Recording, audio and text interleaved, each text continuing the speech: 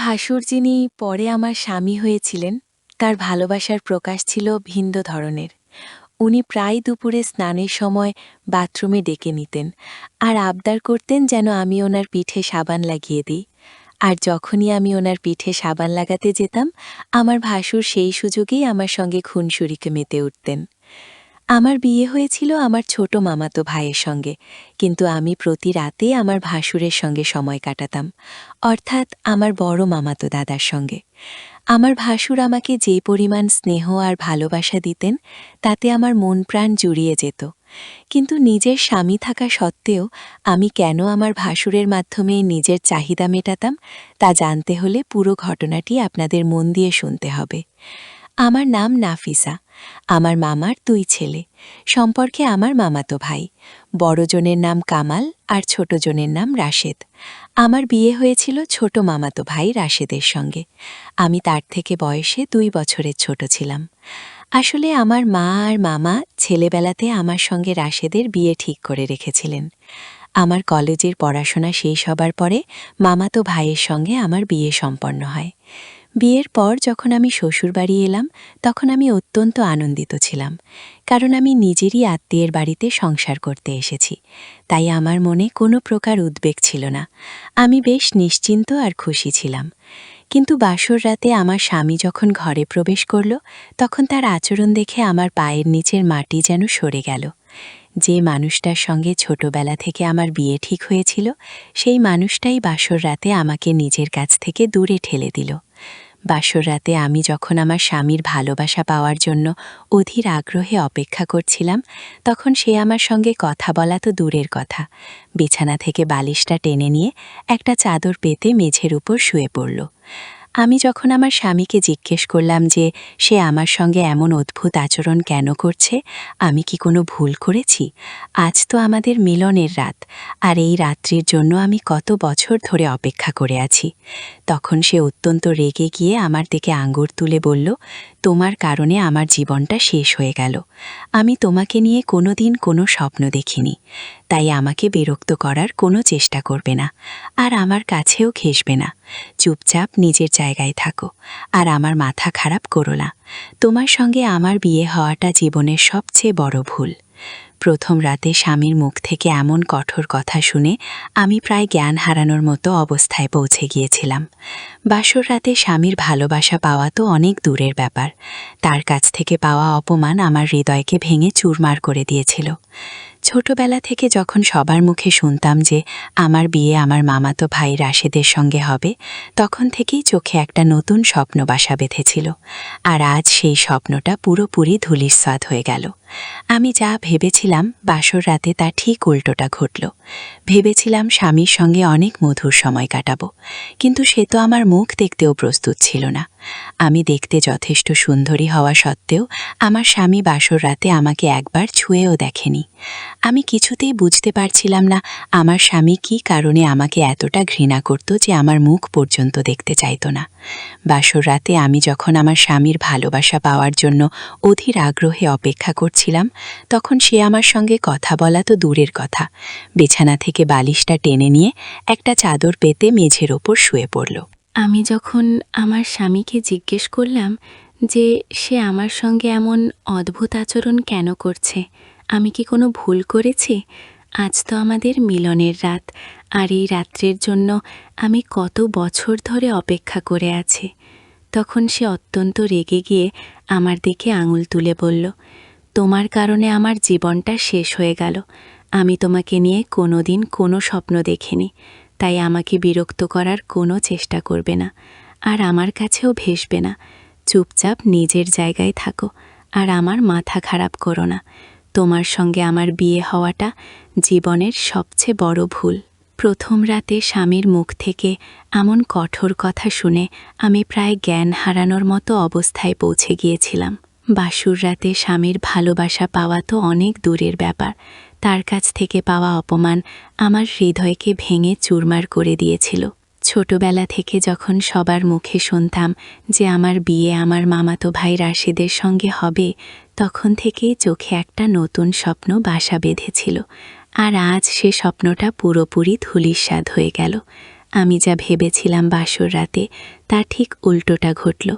ভেবেছিলাম স্বামীর সঙ্গে অনেক মধুর সময় কাটাবো, কিন্তু সে তো আমার মুখ দেখতেও প্রস্তুত ছিল না। আমি দেখতে যথেষ্ট সুন্দরী হওয়া সত্ত্বেও আমার স্বামী বাসর রাতে আমাকে একবার ছুঁয়েও দেখেনি।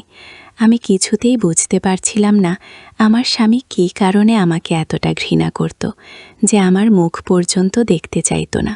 বিয়ের প্রথম রাতকে আমি জেগেই কাটিয়ে দিলাম, আর মাথার মধ্যে কেবল একটাই প্রশ্ন ঘুরপাক খাচ্ছিল, যে আমার স্বামী যদি আমাকে পছন্দই না করত তাহলে সে আমাকে বিয়ে করল কেন? সে তো এই বিয়েতে অসম্মতি জানাতেই পারত। বিয়ের প্রথম রাতেই আমি উপলব্ধি করেছিলাম যে আমার জীবনটা হয়তো এখানেই শেষ হয়ে যাবে। এই সমস্ত কথা ভাবতে ভাবতে আমি সারা রাত দুশ্চিন্তায় কাটিয়ে দিলাম। পরের দিন সকালে আমার জেঠানি কোনো রকম আওয়াজ না দিয়েই হঠাৎ করে আমাদের ঘরে ঢুকে পড়লেন। সেই মুহূর্তে আমি বিছানার এক কোণে মন খারাপ করে বসেছিলাম।